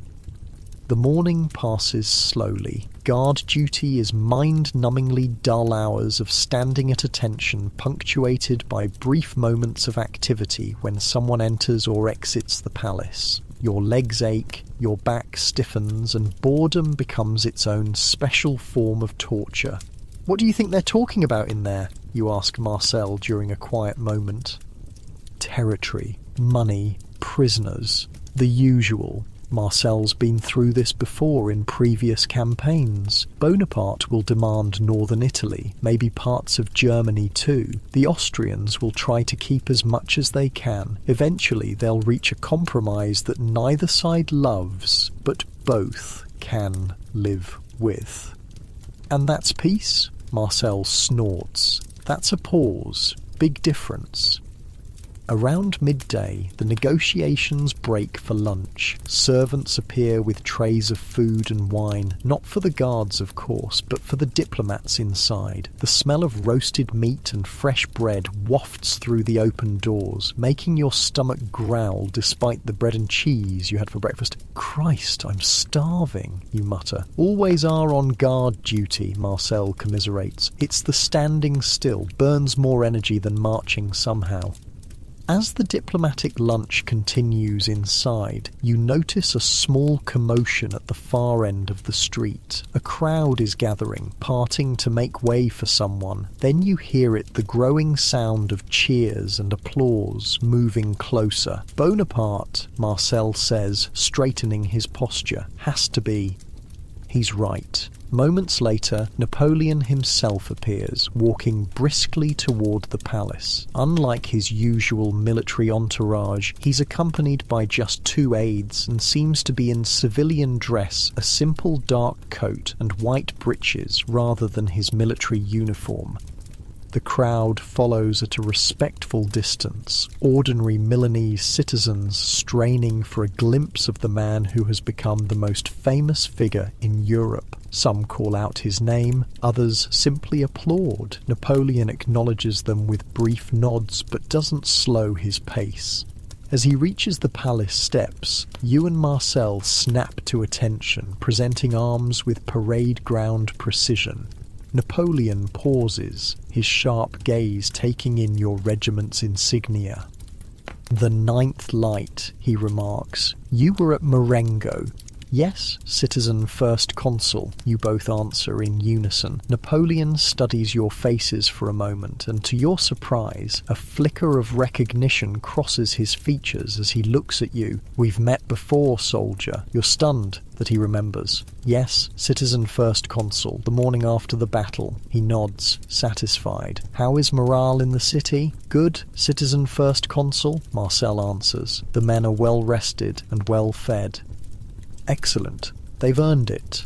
With that, Napoleon continues into the palace, leaving you and Marcel exchanging astonished glances. "Did that just happen?" you whisper once he's gone. Again, "His memory is unnatural," Marcel says, shaking his head in wonder. "They say he knows thousands of his soldiers by name, remembers details about their service, their hometowns, their families." It's another element of the Bonaparte legend, his ability to connect with common soldiers, to make each man feel personally valued. Whether it's a calculated political skill or genuine interest hardly matters. The effect is the same: unshakable loyalty from the ranks. Inside the palace, the tempo of negotiations shifts with Napoleon's arrival. Though you can't hear what's being said, the pattern of people coming and going, aides rushing with documents, officers being summoned and dismissed, suggests increasing urgency. "He's taking over," Marcel observes. "Berthier was just keeping the chair warm."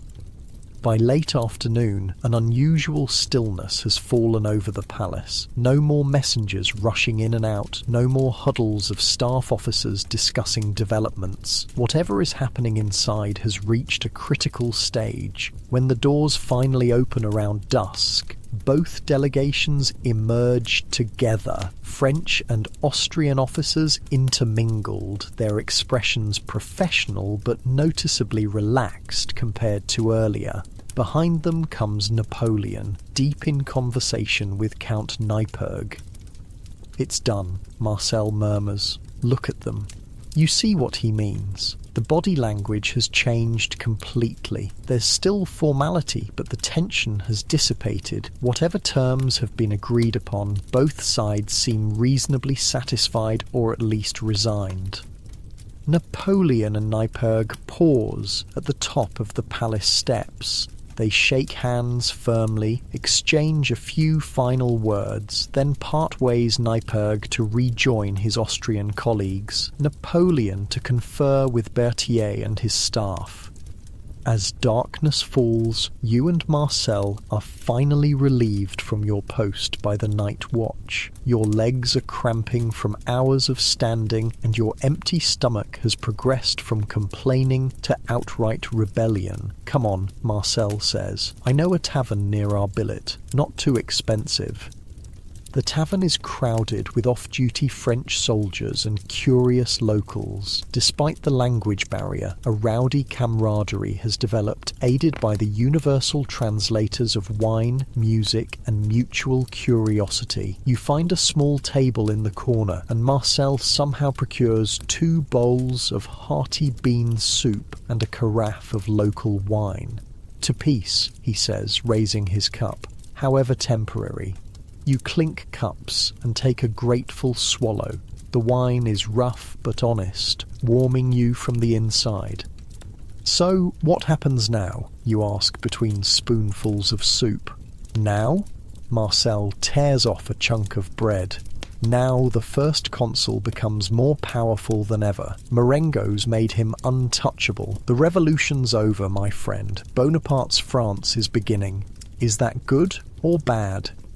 Marcel considers the question seriously. Depends. For soldiers, probably good, at least for a while. He takes care of the army. For France, who knows? He's brought order after chaos, which most people appreciate, but men with that much ambition rarely stop reaching for more. You're not much for politics. Your enlistment in the French army had been more about escaping poverty than revolutionary ideals, but even you can sense the historical weight of what's happening, the French Revolution's turbulent energy channeling itself into one extraordinary man's vision. They're saying he'll be named consul for life, Marcel continues, lowering his voice, though the tavern's noise makes it unlikely anyone could overhear. First step to becoming king in all but name. Isn't that against everything the revolution stood for? Revolutions devour themselves, kid. Always have, always will. The idealists start them, then the pragmatists take over, then the strongmen restore order. Tale as old as time. Before you can respond, the tavern door bursts open, and a breathless young officer appears. The room gradually quiets as he makes his way to the centre. "For citizens, soldiers of France," he announces, his voice carrying above the diminishing conversation, "I bring news from the Palazzo Serbelloni. The Convention of Alessandria has been signed." A murmur runs through the crowd. "Austria cedes all territory in Italy, north of the Po River." The officer continues. "All Austrian forces must withdraw behind the Mincio River within 2 weeks. The fortresses of Tortona, Alessandria, Milan, Turin and Genoa are to be surrendered to French control." The tavern erupts in cheers. Men pound tables, raise glasses, embrace each other. In one stroke, Napoleon has regained nearly everything France lost in Italy during his absence in Egypt. The campaign that began with the daring crossing of the Alps has concluded with complete success.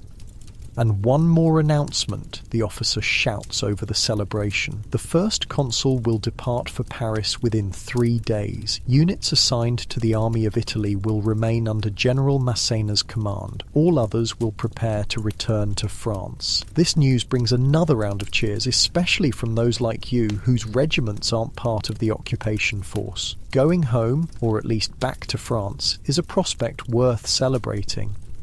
"Looks like you might get your wish after all," Marcel says, refilling your cup. "Paris isn't home, but it's closer than Milan." The tavern celebration continues well into the night. Songs are sung old revolutionary anthems mostly, with lyrics hastily updated to praise Bonaparte rather than abstract notions of liberty. Toasts are made to France, to the army, to the first consul, to fallen comrades. A few brave souls even attempt to teach French drinking songs to the bemused Italian tavern staff. It's past midnight when you and Marcel finally stagger back to your billet, pleasantly drunk and buoyed by the news of peace and homeward movement. The streets of Milan are still lively despite the hour other soldiers and civilians continuing impromptu celebrations. Torches and lanterns illuminating the ancient thoroughfares. "You know what's strange?" Marcel slurs slightly as you navigate the narrow lanes. "This whole campaign, barely 6 weeks from start to finish, crossed the Alps, won some skirmishes, lost a battle, won it again, secured northern Italy, signed a peace treaty. 6 weeks. Most campaigns take years." He's right. The speed of the Italian campaign has been breathtaking, a testament to Napoleon's style of warfare, rapid movement, decisive concentration of forces, and immediate political exploitation of military success. It's a new kind of war for a new century, and conventional powers like Austria are struggling to adapt. The next morning brings the predictable consequences of celebratory excess-pounding headaches and queasy stomachs, but it also brings new orders. Your regiment, along with several others from Lanz's division, will indeed be returning to France as part of Napoleon's escort. "Could be worse," Marcel comments as you pack your meagre belongings. "Escort duty means decent roads and regular supplies. Better than staying here to garrison Milan through winter." The preparations for departure consume the next 2 days. Equipment is checked, damaged items replaced, ammunition distributed, administrative matters are handled with surprising efficiency, pay arrears settled, casualty lists finalised, commendations recorded. Throughout it all, a sense of accomplishment permeates the army. These men have participated in something extraordinary, a campaign that will feature in history books and military academies for generations to come. They've followed Napoleon Bonaparte over the Alps, like Hannibal's legendary crossing, fought against overwhelming odds at Marengo, and emerged victorious. On the morning of the third day, you assemble with your regiment in Milan's main square. The mood is festive despite the early hour. Local dignitaries have organised a farewell ceremony, complete with speeches, musical performances, and presentations of ceremonial gifts to Napoleon and his senior officers. Napoleon himself appears just as the sun fully clears the horizon. He's back in military uniform now, the simple green coat of a colonel of the chasseurs à cheval that he prefers for travel. He looks rested and energised, a man satisfied with his accomplishments but already focused on what comes next. The farewell ceremony is mercifully brief by diplomatic standards, less than an hour of speeches and formalities before the order is given to march. As the regiments form into column, Napoleon rides to the head of the procession, accompanied by his personal guard and senior staff.